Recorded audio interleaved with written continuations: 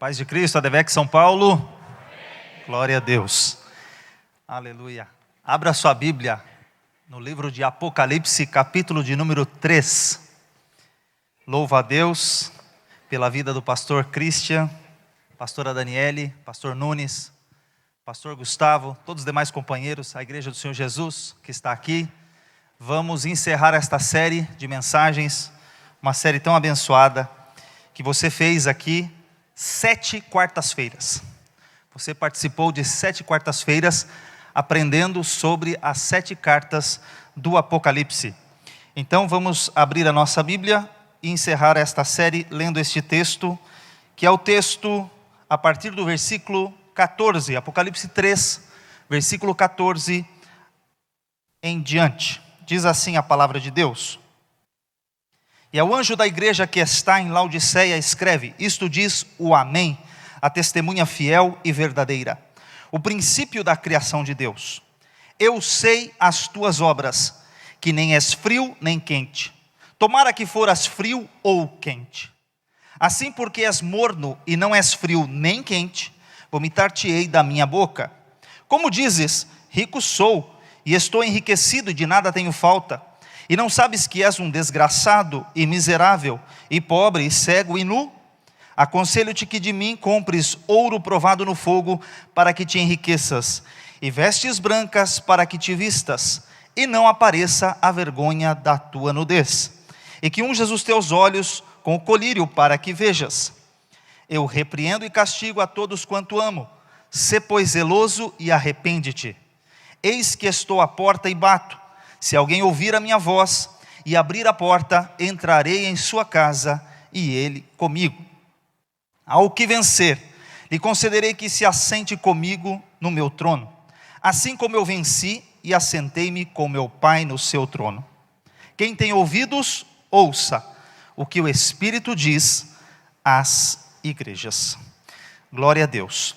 Esse texto é tão maravilhoso porque essa última carta, ela encerra um período em que algumas escolas teológicas colocam como períodos da história. Por exemplo, eles apresentam a carta de Éfeso como a igreja do primeiro século. Depois eles vão passando por períodos da história. Isso é um tipo de interpretação. Aqui, para alguns, isso aqui representa os nossos dias. Para alguns, essa carta aqui, do ponto de vista histórico, representa os nossos dias. Porém, aqui nós estamos falando a igreja de Jesus, e a igreja de Jesus, ela é composta por pessoas, não somente por cidades. E a mensagem dessas 7 cartas, elas se aplicam de certa forma às igrejas em todos os períodos e épocas. Nós não seguimos essa teologia histórica apenas dessa forma. Nós olhamos para o texto bíblico e vamos entender um pouquinho do que cada um desses diz. Mas olha só, eu quero só refrescar a sua memória com relação a essas 7 igrejas. Primeiro, em cada igreja nós falamos de uma palavra-chave. Vamos ver se a gente lembra algumas. Então, por exemplo, a igreja de Éfeso. Qual é a palavra-chave dessa igreja? Tenho, porém, contra ti que deixaste o teu primeiro amor. Então a palavra-chave dessa igreja é amor. Deus quer que nós voltemos ao primeiro amor, que exercitemos o primeiro amor. A segunda carta que nós estudamos, se você olhar na sequência do mapa ali, Esmirna, ela tem uma palavra que é assim: ser fiel até e dar-te-ei a coroa da vida. Então aqui a palavra é fidelidade. Seja fiel até a morte. A terceira carta é a igreja de Pérgamo. E essa igreja tinha vários problemas. E uma palavra-chave que nós vamos encontrar ali é a palavra arrependimento. Ou seja, essa terceira, o Senhor fala fortemente que eles precisam se arrepender. A quarta foi a de Tiatira. E na carta de Tiatira nós temos a seguinte situação. Ele diz aqui que eles não poderiam tolerar o pecado. Portanto, a palavra-chave que a gente tira aqui é a intolerância contra o pecado. Então na quarta, a gente fala sobre a intolerância. Depois a gente chega na igreja de Sardes. E o Senhor diz para ela assim: tem nome de que vives, mas estás morto. Então ele diz assim: você precisa de vida, vida espiritual. Então a palavra-chave aqui é vida. A sexta carta é uma carta que não tem nenhuma repreensão do Senhor. Então essa carta nos dá para nós uma palavra-chave importante, que é o exemplo. Nós temos o exemplo de como ser fiel a Deus. Então é uma carta que a palavra-chave é exemplo. Devemos aprender com a igreja de Filadélfia, do amor fraternal. E a última carta que nós vamos falar hoje, a de Laodiceia, e a palavra-chave, a gente tem várias coisas aqui que nós vamos estudar hoje, mas eu já quero que você coloque isso na sua cabeça, que a palavra aqui é morno, ou morna. Nós não podemos ser mornos. E aí a gente vai aplicar um pouquinho sobre o que temos nesta carta aqui. Bom, a princípio, eu quero deixar para você algumas informações históricas sobre esta cidade. Primeiro ponto aqui é que era uma igreja fundada no ano 250 a.C. Ela é uma igreja antiga. A igreja de Jesus nessa época, que o apóstolo João envia a carta, ela já tinha 40 anos desde sua fundação. O apóstolo Paulo funda essa igreja a partir de suas missões. Então já tinha se passado 40 anos que essa igreja era uma igreja pujante. Agora, uma coisa importante de saber é o seguinte: o apóstolo Paulo faz referência a essa carta quando ele escreve aos Colossenses. Ele diz que a carta que ele estava enviando aos Colossenses deveria ser lida lá pelos Colossenses, mas também deveria ser lida pelos Laodicenses. Ou seja, a carta de Paulo deveria circular de uma igreja para outra. E Paulo faz essa referência também a outra igreja, que é a igreja de Hierápolis. Bom, uma coisa que eu quero destacar para você também é o seguinte: o que significa o seu nome? Laodiceia. Significa direito do povo. Laos é povo e Dikeia vem do direito, da justiça do povo. E o que chama atenção é o que eu vou colocar agora. É uma igreja que fala do direito do povo. O que é o direito do povo? A gente chama hoje de democracia. O nosso governo é democrático, mas a igreja de Jesus, ela não é democrática. A igreja de Jesus, ela obedece Deus, ela é teocrática. O governo é de Deus, não é do homem. Então é Deus quem é dono da igreja, é Jesus Cristo quem é o dono da igreja. Jesus virou para Pedro e disse assim: tu me amas, Pedro? Ele disse: amo, apacenta as minhas ovelhas. Pedro, tu me amas? Apacenta os meus cordeiros. Pedro, tu me amas? Apacenta as minhas ovelhas. Jesus estava dizendo: as ovelhas são minhas, a igreja é de Deus. O governo na igreja é teocrático. Tem gente achando que a opinião dele é mais importante do que o que Deus acha. Então olha só, na igreja onde a opinião do povo substitui a palavra de Deus. Então veja o cuidado que nós temos que ter. A minha opinião e a sua opinião, ela é importante, devemos ouvir. Mas se a tua opinião for contra a palavra de Deus, sua opinião será descartada. O que vale é o que Deus diz. A voz do povo é a voz de Deus? Balela. Deus tem uma palavra para a sua vida, para a nossa vida. Deus tem uma palavra de direção para as nossas vidas. Quantas vezes o povo estava longe de Deus e Deus usou um profeta para trazer eles de volta? Então o que importa não é a minha opinião, não é a voz do povo, e sim a voz de Deus. E graças a Deus que o Senhor ainda fala no meio da nossa igreja. Aleluia, glória a Deus por isso. Nós precisamos continuar ouvindo a voz de Deus, deixar que Deus fale ao nosso coração. Não a minha opinião, porque eu acho que a igreja tinha que ser assim, porque eu acho que a igreja tinha que ser assada. O que a gente acha não é importante, e sim o que Deus acha é que é importante. Glória a Deus por isso. E era uma igreja que tinha um fator importante, porque ela tinha muita gente rica, banqueiros, comerciantes, estava numa rota comercial importante. Então muitas pessoas que achavam que o seu dinheiro era suficiente para tudo que ele precisava, não confiavam mais em Deus, não depositavam mais a sua confiança em Deus, então deixavam a sua autoconfiança tomar conta. Eles tinham também uma questão na medicina muito boa, eles tinham um colírio, produção de um colírio muito bom, uma medicina super avançada, importante isso. Só que ao mesmo tempo Jesus olha para essa igreja e fala assim: vocês que têm um colírio importante, vocês precisam usar colírio. Vocês que são ricos, na verdade são pobres. Vocês que têm tanta roupa, precisam comprar roupa branca. E Jesus foi mostrando tudo que eles se gabavam de ter, e Jesus fala assim: vocês na verdade não têm. Então ele vai chamando a atenção dessa igreja. Ela também ficava nas rotas comerciais, era o lar dos bilionários. Ela também era referência em todas essas questões e também na produção têxtil. Bom, isso era a cidade de Laodiceia. A igreja estava nessa cidade. E a igreja, infelizmente, em alguns momentos, nós como igreja devemos influenciar o mundo, porque somos sal da terra e luz do mundo. Nós influenciamos, mas aqui aconteceu algo muito complicado. Eles deixaram que o mundo os influenciasse. E aí eles assimilaram muita coisa que tinha nessa cidade. Eles foram assimilando isso. E isso foi ruim. Bom, aí a gente chega na seguinte circunstância. Essa igreja, a gente vai falar um pouquinho desse texto aqui, que é o texto que está no versículo 14. Olha ali. E ao anjo da igreja que está em Laodiceia escreve: isto diz o Amém, a testemunha fiel e verdadeira, o princípio da criação de Deus.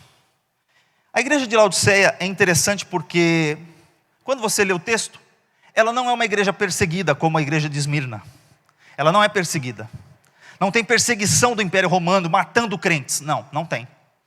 Ela não é uma igreja que tem perseguição dos judeus, aqueles que se dizem judeus e não são, que são alguns religiosos que vão perseguir a igreja. Também não tem perseguição religiosa. Eles também não têm nenhum tipo de desvio doutrinário.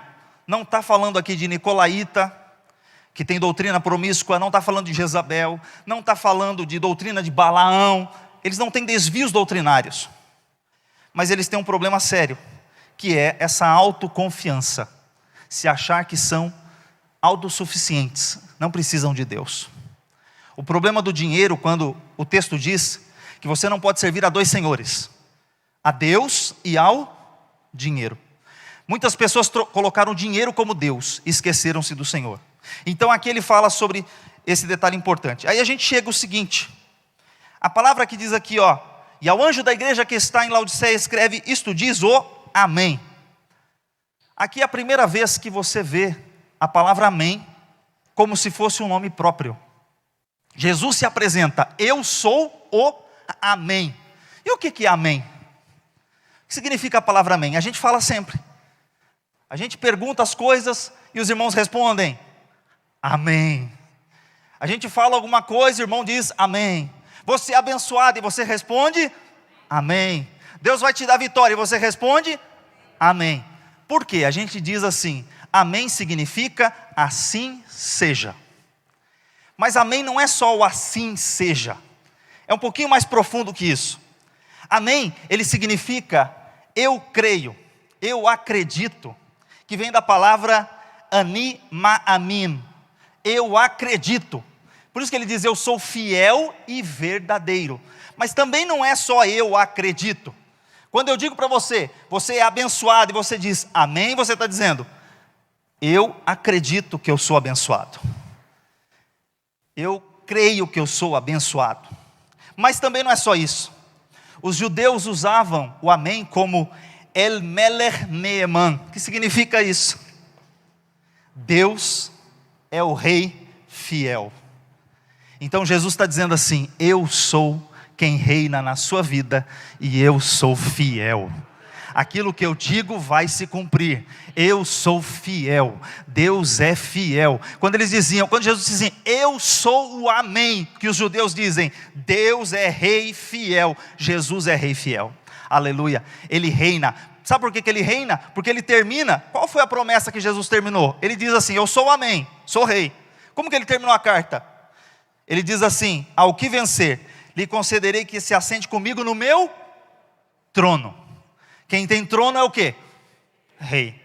Jesus é rei.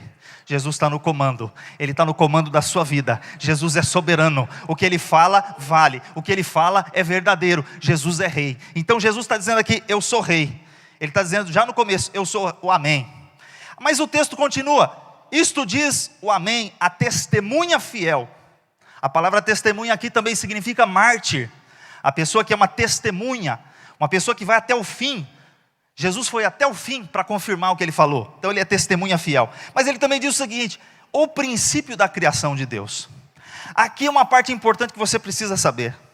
Algumas religiões por aí, que eu não quero falar o nome e não vou falar, Eles batem na porta da sua casa vendendo uma revistinha, tá? E eles chegam lá para você e dizem assim: não, Jesus não é Deus. Jesus não. Jesus foi criado. Sabe por quê? Em Apocalipse 3,14 diz que ele é o princípio da criação de Deus. Está escrito aqui. Então Jesus é criatura, ele não é criador. E eles chegam em você e usam esse texto aqui para dizer para você: não, Jesus não é tudo isso que vocês evangélicos dizem, não. Jesus é muito menos que isso. Jesus é igual um arcanjinho Miguel aí, aquele arcanjo. Ele sai com as conversas furadas aí. Bom, vamos olhar um pouquinho como está na NVI. Olha como está na NVI.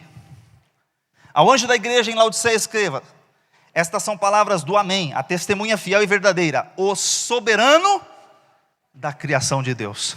Tem diferença ou não? Você dizer que ele é o princípio da criação e dizer que ele é o soberano. O soberano significa quem? Soberano, ele é o rei, ele é o poderoso, todo poderoso. Ele é o cabeça. E aí, como é que a gente explica isso? Bom, a gente vai explicar isso. Eu vou colocar aqui um detalhe para vocês. Interessante, que é isso aqui, ó. Mais um. Aí. Tem uma hierarquia. Aquela palavra que está lá em cima, Jesus é o arqué. Arqué ou arqué significa que ele é o arque. A primeira palavra é arque. Você já deve ter ouvido falar em arcanjo. Você tem anjo, não tem anjo? Você tem o arcanjo. Qual a diferença do anjo e do arcanjo? O arque significa que ele é o chefe dos anjos. Ele é o líder dos anjos. Ele é o top dos anjos. Quando você tem o bispo, não tem bispo? E tem o arcebispo, arquebispo, arcebispo, significa o chefe dos bispos.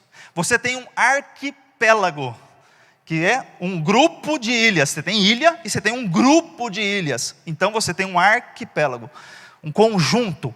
Quem comanda, quem está no comando. Bom, Jesus ali no topo é a palavra arque, mas Jesus é o arqué. Significa a fonte, significa a origem, significa o começo de tudo. Jesus é a origem, Jesus é o Senhor. Ele não é simplesmente um Senhor. E aqui a palavra governador, arcon é governador. Então Jesus está no comando, ele não é criatura. O texto não diz que Jesus é criatura, diz que ele é Senhor, diz que ele é criador. E para isso a gente tem alguns textos. E o texto que eu quero destacar para você é esse daqui, ó. No princípio era o verbo, e o verbo estava com Deus, e o verbo era Deus. Ele estava no princípio com Deus. Lê para mim o que está escrito destacado aqui. Todas as coisas foram feitas por ele, e sem ele nada do que foi feito se fez. Jesus é criatura ou é criador? Responde mais uma vez: Jesus é criatura ou é criador? Aleluia, Jesus é o criador de tudo. Ele é o criador. Mas ficou só nesse versículo? Não. Eu vou destacar mais um para você, de Colossenses capítulo 1, versículo 16. Diz assim: pois nele foram criadas todas as coisas nos céus e na terra, as visíveis e invisíveis, sejam tronos ou soberanias, poderes ou autoridades, todas as foram criadas por e para. Tudo foi criado por ele e para ele. Ele criou inclusive as potestades. Ele criou inclusive as hierarquias. Ele criou inclusive tudo que você pensa que existe. Foi Jesus quem criou. Porque no princípio era o verbo. O verbo estava com Deus. E o verbo era Deus. Como é que Deus criou as coisas? No princípio criou Deus os céus e a terra. E disse Deus: haja luz, e houve luz. Deus criou com o quê? Com a palavra. E quando ele foi fazer o homem, ele disse: façamos o homem a nossa imagem, conforme a nossa semelhança. Então ele criou como? Ele criou com a palavra. E quando você estuda verbo, você vê que verbo, uma das definições de verbo é a seguinte: é a palavra que dá ação a uma frase. O que é verbo? É a palavra que dá ação a uma frase. Então Jesus, ele é quem pôs em ação tudo o que existe. Jesus é o Criador. E aí eu termino essa explicação colocando esse versículo de Romanos. Já que estamos estudando Romanos na IBD, você não pode esquecer esse versículo. Olha só como que a gente vai entender isso. Porque dele, e por ele, e para ele, são todas as coisas. A ele, pois, a glória eternamente. Agora deixa eu explicar. Porque dele, Jesus é o início de tudo. Ele é o autor da salvação. Ele é o autor de tudo que foi criado. Por meio dele, por ele, ele é o agente. Jesus é o início, Jesus é o meio e ele é o fim, ele é o objetivo final de todas as coisas. Jesus é tudo na nossa vida. Então, para ele é o alvo, são todas as coisas. Jesus é a origem, Jesus é o Senhor, Jesus não é qualquer coisa. Então não deixe essas pessoas que batem na porta da sua casa dizer que Jesus é menos, porque Ele é o Senhor, Ele é Deus. Jesus se apresenta dessa forma. E aí a gente vai seguir falando um pouco sobre esse texto. Lá em Laodiceia está escrito assim: eu sei as tuas obras, o versículo 15, que nem és frio nem quente. O que está em azul, lê para mim por favor. Tomara que foras frio ou... Em outras versões diz, oxalá foras frio ou quente. Tomara, quem dera que você fosse frio ou... Por que está destacado frio ou quente? E a gente é pentecostal. E aí, quantas vezes eu e você recebemos a seguinte palavra: você só pode ser quente. Você só pode ser quente, porque crente é quente, porque crente é pentecostal. Aleluia, eu sou pentecostal, graças a Deus por isso.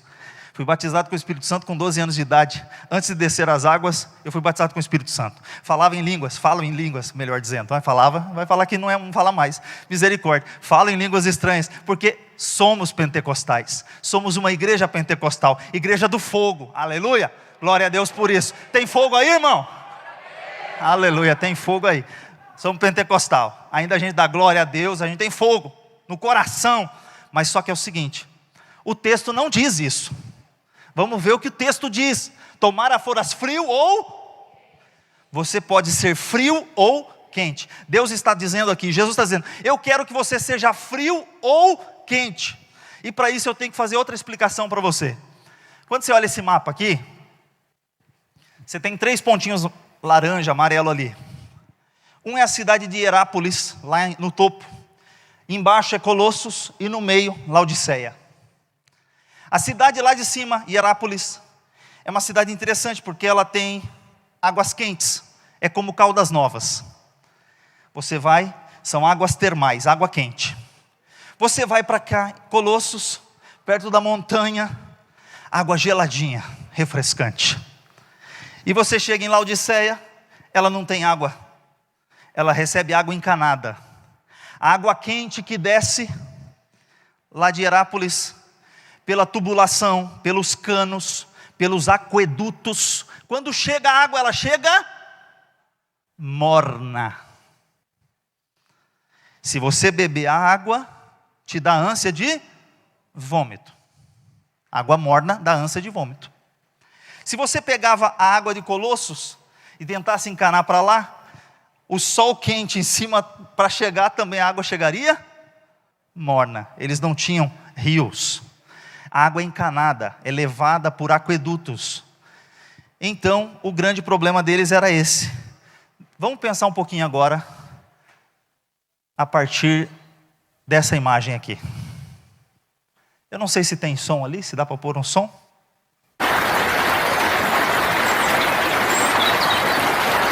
Então imagina você, nessa paisagem bonita, ouvindo passarinhos e o barulho das águas.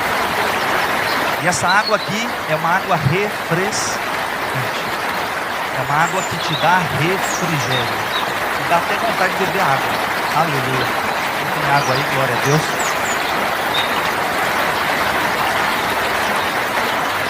Mas olha só. Essa aqui é a representação da cidade de Colossos. Oxalá foras frio. O que é o frio no texto que a gente está falando?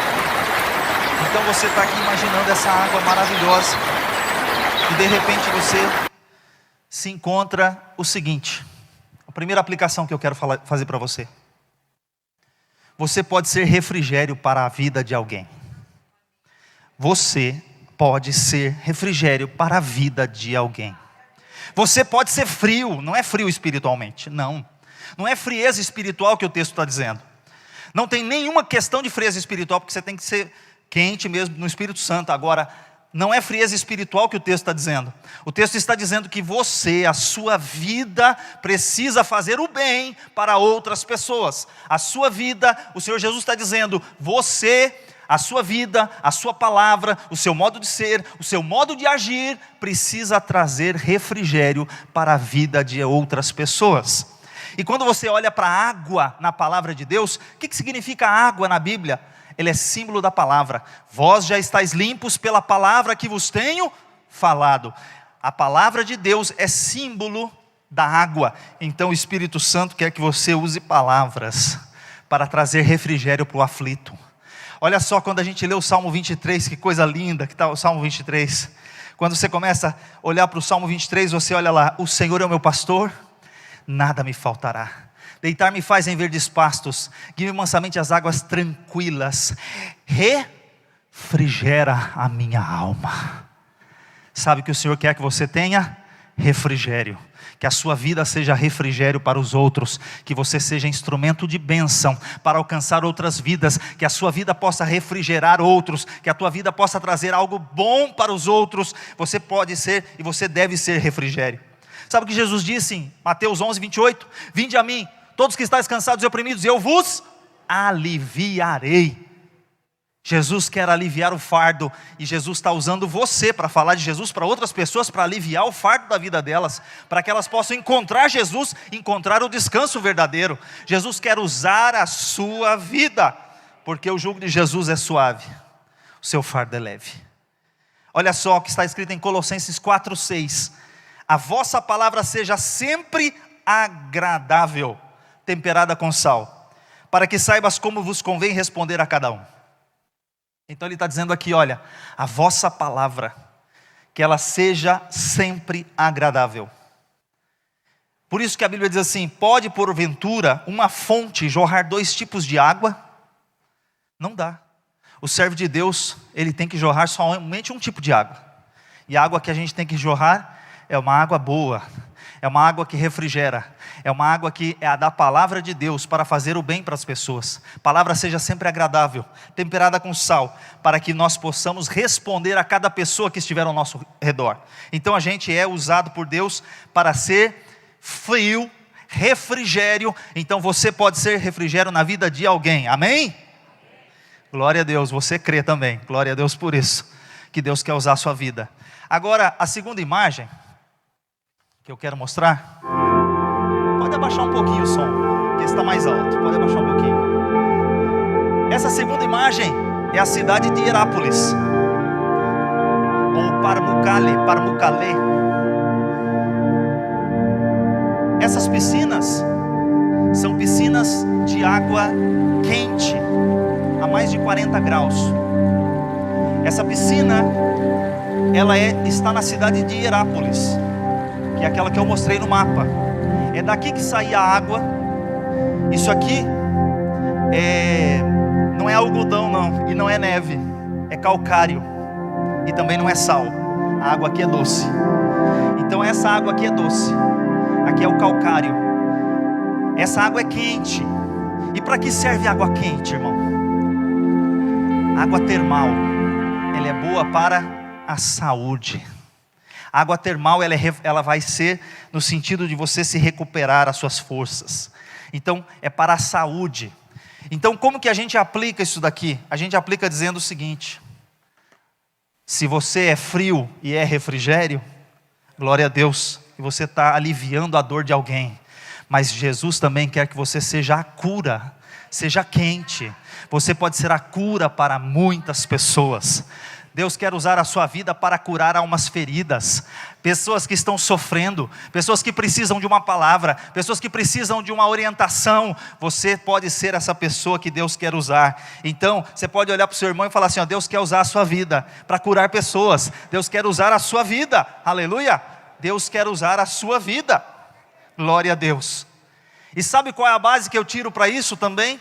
Está lá em 1 Timóteo capítulo 4, versículo 16. Olha o que Paulo diz a Timóteo, seu filho na fé. Ele diz assim: fique atento ao seu modo de viver, aos seus ensinamentos. Permaneça fiel ao que é certo, e assim você salvará a si mesmo e aqueles que o ouvem. 1 Timóteo 4,16. Tanto salvarás a ti, como aos que te ouvem. Então, a palavra que você ensina, o que você fala, o que você vai instruir pessoas, você vai tanto salvar você, quanto os outros. Então Deus quer usar a sua vida para resgatar almas para Cristo Jesus, para curar pessoas. Então a sua palavra não é para destruição, a tua palavra é para recuperação, a tua palavra é para saúde das pessoas. Glória a Deus por isso. Quantas pessoas são recuperadas? Você ouviu aqui sobre a instrução de casais, né? O curso de casais. Quantas vidas são recuperadas? Quantos casais são recuperados porque o Senhor ministra a cura no casal, a cura na família. O Senhor Jesus, Ele cura, Ele liberta, Ele transforma, aleluia, e Ele está aqui para curar a vida de várias pessoas, e você pode ser um instrumento de Deus para isso, aleluia, glória a Deus. Então nós somos instrumentos. Agora olha o que Deus disse a Abraão: Abraão, de ti farei uma grande nação, aleluia, promessa, aleluia, te abençoarei e engrandecerei o teu nome, glória a Deus. Aí vem a ordem. Deus falou, vou fazer. Aí Deus vira para ele e fala assim: mas tem uma coisa, você, se tu uma bênção. Você não pode ser maldição na vida dos outros, você tem que ser bênção. Deus te chamou para ser bênção. Deus te escolheu para ser bênção, para você ser cura, não é para ser maldição na vida de ninguém não. Abençoarei os que te abençoarem, amaldiçoarei os que te amaldiçoarem. Em ti serão benditas todas as famílias da terra. Essa é uma promessa para Abraão. Aí eu pergunto, será que você não pode se apropriar dessa bênção? Será que Deus não quer que você seja uma bênção? Com certeza Ele quer. Então você pode se apropriar dessa bênção, pensando o seguinte: o Senhor quer que eu seja uma bênção, que eu seja cura para outras pessoas. Então o que o Senhor estava dizendo? Olha, oxalá foras frio ou quente. Se você é frio, você é refrigério. Se você é quente, você é cura. Então você pode ser os dois. Se você não pode ser os dois, seja um. Agora o que você não pode ser é a terceira aplicação. Você não pode ser isso aqui, ó. Nunca seja indiferente. O que é o indiferente? Tanto faz como tanto fez. Eu nem sou uma coisa, nem sou outra. Eu nem sou frio e nem sou quente. Indiferença é a mornidão. Nem tá bom e nem tá ruim. A pessoa que fica em cima do muro, que não sabe o que quer, que não tem amor, que não se preocupa com os outros. Olha só, a palavra indiferença, se você buscar algumas definições, você vai encontrar o seguinte: quando pesquisamos pela definição de indiferença, encontramos algumas coisas como, por exemplo, ausência de interesse, falta de consideração, indiferença pelos sentimentos alheios. Ser indiferente está muito ligado a não se importar com a dor ou necessidade do próximo. O que o Senhor não quer que a gente seja? Se você é refrigério, você tem a água e não entrega a água, o que você está fazendo? Jesus te deu a água da vida. Ele falou para a mulher samaritana que de ti vai jorrar rios para a vida eterna. Da sua vida jorra rios. Se você tem essa água e não entrega essa água, Jesus falou assim: mulher samaritana, se você soubesse quem é que te pede, eu te daria. E você, eu vou te, olha, eu não vou negar a água que você está me negando. Ela começou a negar a água, como tu, judeu, me pede para mim que sou mulher samaritana. Ela estava querendo negar a água. Jesus não quer que você negue a água. Depois que essa mulher se converteu, sabe o que ela fez? Ela entrou na cidade, chamou todo mundo. Irmão, pensa numa missionária abençoada.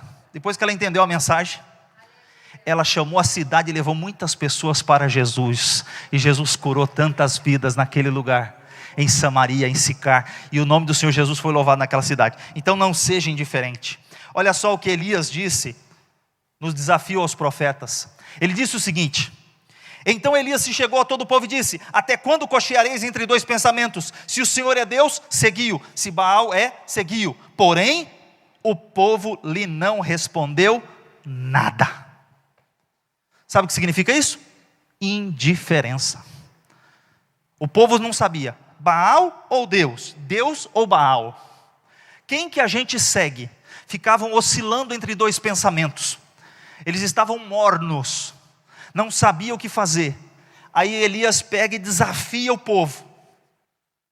E o povo, quando ouviu a mensagem de Elias ficou indiferente, não lhe respondeu nada. Só foram responder para Elias e gritar: só o Senhor é Deus, só o Senhor é Deus, só o Senhor é Deus, quando desceu o que do céu? Aleluia. Então precisa descer fogo do céu, aleluia, para a gente dizer que só o Senhor é Deus. Mas ele continua descendo fogo do céu, ele continua batizando com o Espírito Santo, ele continua mandando fogo do céu. Ele é o mesmo ontem, hoje e eternamente. Ele é o mesmo Senhor que batizou no passado, batiza hoje e batizará no futuro. Não mudou, porque está escrito que a promessa diz respeito a vós, vossos filhos, e a todos quanto Deus nosso Senhor chamar. Alguns dizem que os dons ficaram no passado. Não ficou não, porque a promessa diz respeito a qualquer um que foi chamado por Jesus. Quem foi chamado por Jesus aqui? Vamos ver. Aleluia. Então a promessa é para você. Se você é chamado por Jesus, a promessa é para você também. Se tem alguém que não é batizado com o Espírito Santo, a promessa é para você também, porque você não pode ficar entre dois pensamentos. E a quarta aplicação que eu quero trazer para você é o seguinte. Aqui diz o seguinte: nós precisamos aprender a depender de Deus. O que eu quero dizer com isso? Olha só o que está escrito no versículo 17. Como dizes, rico sou e estou enriquecido, e de nada tenho falta, e não sabes que és um desgraçado, e miserável, e pobre, e cego, e nu. Veja, todos os adjetivos ruins estão aqui nessa frase. Ele diz desgraçado, pessoa sem graça, que não tem nada. Miserável, ele diz miserável, que mendiga, que não tem nada, pobre. E aí ele diz cego e nu. Ele só vai descendo, não tem nada, não tem nem roupa, nada. E ele usa a seguinte expressão aqui, ó: aconselho-te que de mim compres ouro provado no fogo para que te enriqueças, e vestes brancas para que te vistas, e não apareça a vergonha da tua nudez, e unjas os olhos com o colírio para que vejas. Aqui dentro desse texto ele está dizendo o seguinte: você precisa comprar. O que significa que precisa comprar? Você tem que deixar a sua autossuficiência e passar a depender unicamente e exclusivamente de Deus. Então você precisa aprender a depender de Deus, entregar a sua vida para o Senhor, confiar nele. É Ele quem vai fazer as coisas para você. Olha o que está escrito em Provérbios 3, versículos 5 e 6, está escrito assim: confie no Senhor de todo o seu coração, e não se apoie em seu próprio entendimento. Reconheça o Senhor em todos os seus caminhos, e Ele endireitará as suas veredas. Você quer ver a coisa funcionar na sua vida? Confia no Senhor, entrega teu caminho ao Senhor, confia nele, e Ele fará o que Ele precisa fazer na sua vida. Entrega a sua vida sem reservas, não fique com o seu coração fechado. Não, eu não vou entregar, não vou abrir o coração, não, eu vou ficar aqui, não, eu sou autossuficiente, não, eu já sei tudo, não. Deixa a sua autossuficiência de lado e passa a depender única e exclusivamente de Deus. Ele está falando, você precisa comprar, você precisa mudar a atitude. E ele fala aqui também que precisava, além disso, olha só o que está escrito no Salmo 119. Diz assim o versículo 18: abre os meus olhos, para que eu veja as maravilhas da tua lei. Abra, Senhor, os meus olhos. Em outros textos diz, desvenda o meu olho. O profeta Eliseu, ele orou para o menino, para o moço. O moço saiu lá fora, olhou um exército, ficou desesperado, entrou para dentro, falou: profeta, já era, a casa caiu. O exército está cercando, não tem como a gente sair daqui. E naquela ocasião, o que Deus disse para ele foi o seguinte: vou fazer uma oração. Senhor, abre os olhos do moço, para ele poder enxergar o que eu estou enxergando. Deus quer abrir os nossos olhos. Ele fala que Ele tem o colírio para abrir os nossos olhos espirituais, para a gente enxergar o que Deus está fazendo. Se você não está vendo o que Deus está fazendo na sua vida, Deus quer abrir o seu olho hoje. Deus quer fazer você enxergar. No mundo espiritual Ele está agindo, no mundo espiritual Ele está fazendo. Deus está no controle, Ele não perdeu o controle. E Ele está dizendo aqui, você vai comprar. E Ele fala que vai comprar o quê? Ele coloca aqui, ó, ouro provado no fogo. Ele quer dizer que a gente precisa ter uma fé atuante. Ouro significa glória de Deus. Você tem que fazer as coisas para a glória de Deus, não para a sua glória pessoal, por isso que é para a glória dele. Ele também diz vestes brancas. Ele fala, o que é a veste branca? É a justiça de Jesus. Jesus colocou a justiça dele na nossa conta. Estamos aprendendo aqui em Romanos. O que Jesus fez foi creditado na nossa conta. Hoje a gente foi considerado justo. Então a justiça dele, essa veste branca, tem que vir para a nossa vida. Ele quer colocar essa veste branca. E ele fala, coloca o antídoto para que tire a cegueira espiritual. Nós precisamos abrir os nossos olhos. O moço era crente, era servo do profeta, mas ele não enxergava o que o profeta via. Quem sabe você está enxergando meio embaçado, mas Jesus quer abrir os nossos olhos, aleluia, e nós vamos enxergar. O salmista orou, Senhor, abre os meus olhos, para que eu possa ver, para que eu possa entender, para que eu possa compreender, Senhor, as coisas, as maravilhas da tua lei. Eu preciso entender, porque tem gente que olha e fala assim, eu não consigo entender, eu não entendo nada, mas eu quero dizer para você, o dia que o Senhor abrir os teus olhos, pede para o Espírito Santo abrir os teus olhos, você vai começar a ler, você vai entender, você vai ver como Deus é fiel, como Deus é maravilhoso, você vai desvendar a palavra de Deus, porque o Espírito Santo, que inspirou cada um dos homens que escreveram, ele pode revelar a palavra de Deus para você, e você vai ter prazer na lei do Senhor, aleluia, glória a Deus. E aí a última coisa que está dentro das aplicações, olha o que está escrito no versículo 20, ele diz assim, um pouquinho antes, o versículo 19 diz, eu repreendo e castigo a todos quanto amo, sê pois zeloso e arrepende-te. Quando ele fala compra, muda de vida, abre os olhos, tantas outras coisas, ele está repreendendo essa igreja, mas ele diz assim, sabe por que eu faço isso? Porque eu amo, porque eu quero o bem de vocês. Mas olha o que está no versículo 20, eis que estou à porta e bato, se alguém ouvir a minha voz e abrir a porta, entrarei em sua casa, e com ele cearei, e ele comigo. Esse texto é maravilhoso, porque olha só, ele está dizendo assim, Jesus está, se ele está à porta, ele está de que lado? Do lado de dentro ou do lado de fora? Jesus está falando para uma igreja, Jesus não está falando com um pecador, que vai aceitar Jesus hoje, não está falando isso, ele está falando com quem é crente. Jesus falou assim, eis que eu estou à porta. Jesus está falando assim, eu estou para fora, do lado de fora. Se alguém, se só uma pessoa aí dentro, ouvir a minha voz, e abrir a porta, eu entro. Eu vou cear com ele, e ele vai cear comigo. E a palavra cear aqui significa cear no sentido de amigo. Jesus quer ter intimidade com você. A relação de Jesus não é um almoço informal, não é um happy hour informal que você sai com os colegas de trabalho. Jesus quer ser o seu amigo, por isso que ele disse, já não vos chamarei de servos, mas vos chamarei de amigos, porque o amigo sabe o que faz o seu senhor, o servo não sabe. O amigo, ele confidencia. Jesus quer ser o seu amigo íntimo, pessoal. Jesus quer fazer algo ainda mais maravilhoso na sua vida. E ele estava falando aqui, eu estou à porta e bato. Então você precisa abrir o coração. Essa palavra não é para o pecador. A gente pode até aplicar num dado momento, mas não é para o pecador. Ela é direcionada a crente. E aí aperta. Porque tem crente com a porta fechada. Tem crente que Jesus está falando, ele não quer abrir a porta. Tem crente que Jesus está batendo, ele não está ouvindo a voz de Jesus. Tem crente que Jesus está batendo, ele não quer abrir a porta do coração, ele está endurecido. Olha só o que está escrito em Hebreus capítulo 3, versículos 7 e 8. Está escrito assim, portanto, como diz o Espírito Santo, se hoje ouvirdes a sua voz, não endureçais o vosso coração, como na provocação no dia da tentação no deserto. Mais uma vez, esse texto não é direcionado a pecador.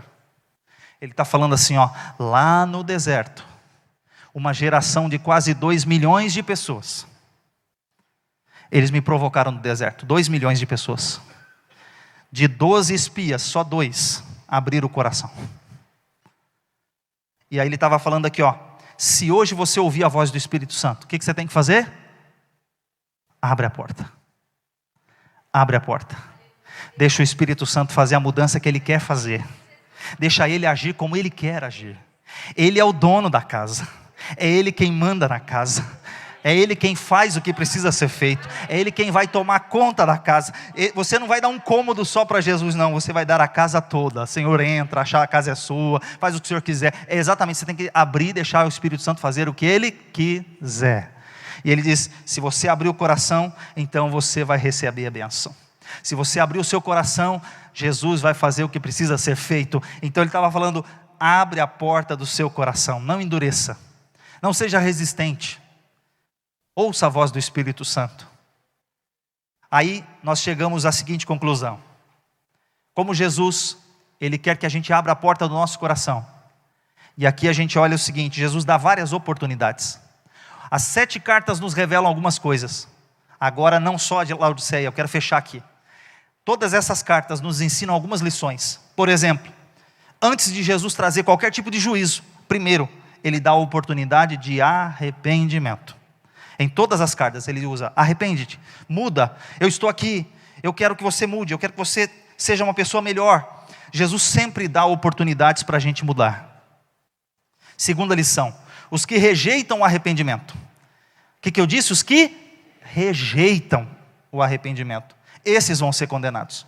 Quem não quiser se arrepender é condenado, porque está rejeitando a oportunidade da graça de Deus. Agora, quem permanece fiel também é outra lição importante. Quem é fiel vai receber todas as recompensas de cada carta que foi pronunciada aqui. Agora, existem algumas coisas que Jesus reprova. Eu vou dizer o que Jesus reprova, em geral, de forma geral. Primeiro, uma igreja que diminui a sua devoção pessoal a Deus. Deixou o primeiro amor. Diminuiu a sua adoração. Diminuiu o seu amor para com o próximo. Diminuiu a sua vida de oração. Diminuiu a sua vida de evangelismo. Diminuiu a sua vida para com as pessoas. Diminuiu as suas ações. Então ele fala sobre essas que diminuem a sua devoção pessoal. O que mais? Igrejas que se desviam da fé bíblica, da palavra de Deus. Que se desviam e começam a ouvir mestres como os nicolaítas, como Balaão, como Jezabel, ensinando coisas erradas e levando as pessoas ao pecado. Então Jesus condena isso. Pessoas que levam os outros a desviar-se da fé verdadeira. O que mais? Uma igreja que se torna espiritualmente morta, como a igreja de Sardes. Jesus quer que a gente tenha vida, e vida em abundância. Glória a Deus por isso. E aí ele também rejeita uma igreja que é morna, nem é fria, nem é quente, nem traz cura, nem traz refrigério. Jesus não aceita isso. Ou você é, ou você não é. Seja o vosso falar sim, sim, não, não. O que passar disso é de procedência maligna. Você não pode ficar em cima do muro. Você precisa se posicionar. Você precisa dizer é sim, é não e ponto. Não tem meio termo. Nós temos que ser firmes. E outra coisa, ele diz aqui, que Jesus não quer uma igreja que substitui a verdadeira espiritualidade, a pureza, a sabedoria espiritual, pelo sucesso material. Não troque as coisas de Deus pelas coisas da terra. Não troque o reino de Deus, que é eterno, pelo que é perecível, pelo que é finito. Porque, por isso que está escrito, não ajunteis tesouro onde a traça, a ferrugem consome, mas ajuntai tesouros no céu. Então, para a gente substituir, a gente precisa colocar o que está lá em cima. Agora, o que Jesus aprova? Vamos falar o que ele fala, o que é de bom, né? O que Jesus quer da minha vida, da sua vida? Primeiro, ele quer uma igreja que não tolere o ímpio como parte dela, não tolera o pecado. Ele não aceita uma igreja que tolera o pecado. Uma igreja que ela analisa a vida, a doutrina, a declaração dos seus líderes. Você confere na palavra, está certo ou não está certo? A igreja de Bereia, ela analisava na palavra de Deus se estava certo ou se estava errado. Você precisa analisar. Ah, mas foi fulano que falou. Amém. A gente respeita o fulano. Mas acima de tudo, a gente respeita mais a palavra de Deus. Você continua analisando a palavra. Quem persevera na fé, no amor, no testemunho, no serviço, no sofrimento por causa de Cristo. Tudo isso o Senhor Jesus está olhando. Quem abomina aquilo que Deus abomina. Quem ama aquilo que Deus ama. Quem vence o pecado, quem vence Satanás, quem vence o mundo. Quem não se conforma com a imoralidade. Quem não se conforma com o mundanismo. Quem guarda a palavra de Deus, como guardasse a palavra da minha paciência, também eu te guardarei da hora da tentação que há de vir sobre todo o mundo para tentar os que habitam na terra. Então que o Senhor Jesus, Ele nos guarde, que nós com essas lições dessas 7 cartas, nós possamos ter uma vida melhor na presença de Jesus, e que o Espírito Santo, que diz às igrejas, continue falando comigo, continue falando contigo, continue falando com todas as igrejas, em nome de Jesus. Deus abençoe.